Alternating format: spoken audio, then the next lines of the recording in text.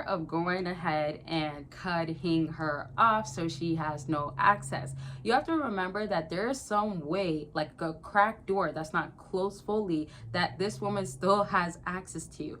I say this because a lot of times you can kind of dismiss things that you haven't already put attention to, if especially she's trying a new strategy or a new way to have access to you. So look at it like this. When you're generally thinking of access, you might think of like, oh, when she calls, now she can get the phone picked up.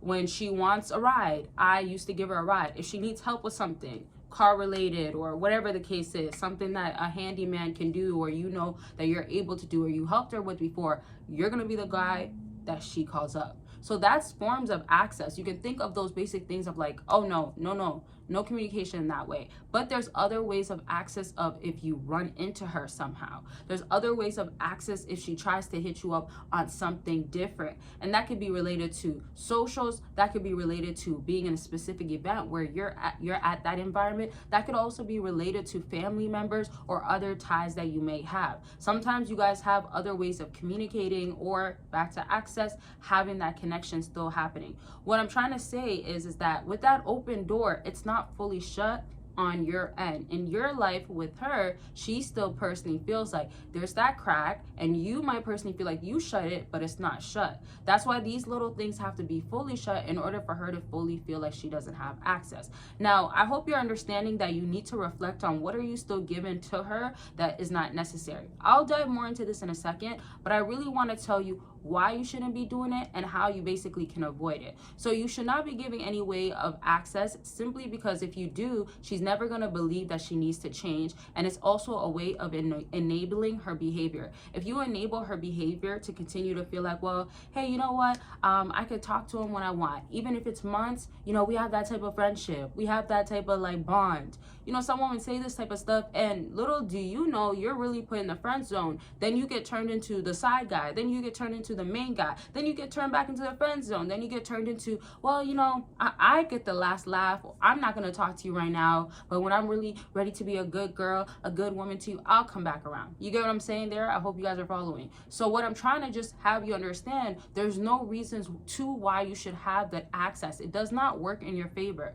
Unless you're getting a woman giving you all green signs and you don't have to worry about it, then you should not be giving access. Now, how to kind of avoid it is do the reflection, but also remember, just make sure that even the little things that doesn't feel like, oh, I have to cut that access, still cut it. Because the more that you're finding a reason to cut it when there's already reasons, the only thing that you're sending across to her is that you're not really bothered by her behavior, or you haven't lost interest. What happens with a lot of women is that their behavior gets really downplayed, like it's not a big deal. That's how she's viewing it, or it doesn't matter and she can get away with it. And then what happens is she goes ahead and continues this, and then you have double standards playing a part. You have her being the way that she wants to be. She might force herself onto you, like to accept this type of way. Don't change me. You're being controlling. You're being possessive. You're being all sorts of stuff. But yet now you feel like you might get manipulated, or all of a sudden she's making you feel gaslit, right? These are the things that you don't want to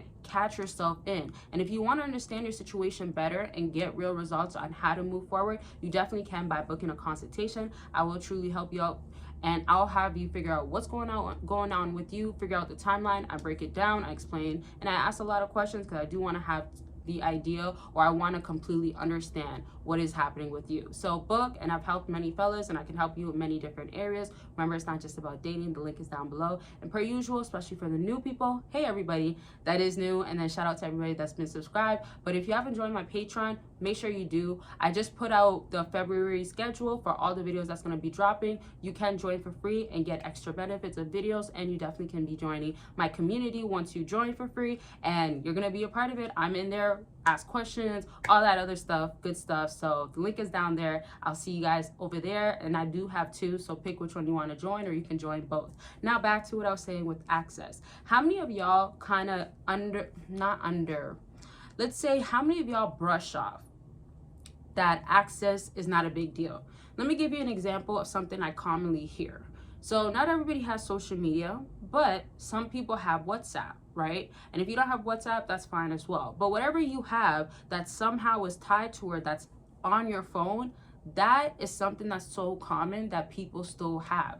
And I always, for some reason, like commonly ask questions more and more, and I start uncovering that in this area there's a cracked door in your story.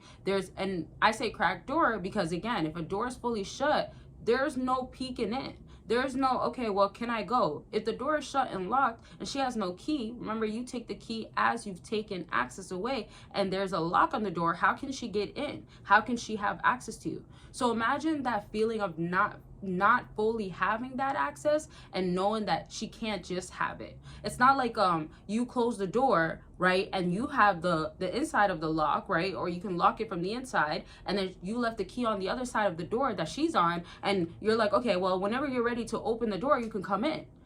Do you get what I'm saying? Like, this analogy is actually perfect for a lot of situations I hear, and situations where the circumstances are showing that there's something that you're still giving to her to be like, okay, I'll reach out to him. I want to give you the example in this way too. Think about if she doesn't have you on socials or WhatsApp or any other form of contact, like even when she doesn't have herself blocked, right? She might think that she's not blocked, and I'm not recommending you should block her unless like she's going crazy, disrespecting you, and she's like local, like legit, you know, you got to, it's for your own safety. But my point now though is, and you're obviously don't tolerate disrespect, but now what I'm saying is that whatever you do have, there's obviously ways a woman can be like, I want to talk to him. But what I'm trying to get at is you definitely want her to work hard to have access back to you. So the things that are little, like, okay, when she runs into you, she says, hey, hi, how are you doing? Right? Like, you can flat out just wave, or you can flat out ignore her, better yet, my opinion, right? If she's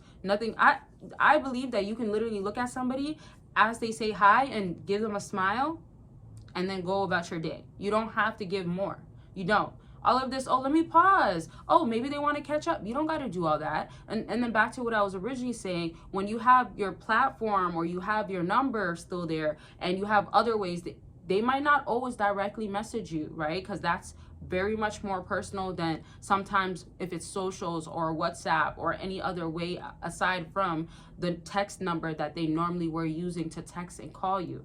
Now, to my point though, if they have a limit to how they can access you, that's just more and more ways that they can feel like there's no way to getting through that door. There's no way to finding the key. There is no key available. You see how there's like kind of levels to it, where it's like when you minimize what you do, the less access that they can feel that they have, and that's what you want. And then better yet is if they fully feel like they don't have access at all, that's gonna be the best for you actually. So make sure you're taking it serious to cut off that access to them and having them know, not literally, but they can feel it by your actions. Okay, I'm gonna leave this video at this, but I definitely want to break it down more in other videos. Let me know your questions, concerns, and anything else, and if you want part 2s, all that other good stuff. And don't forget to check out the links down below, become a part of the community, get extra benefits in person, all that other good stuff.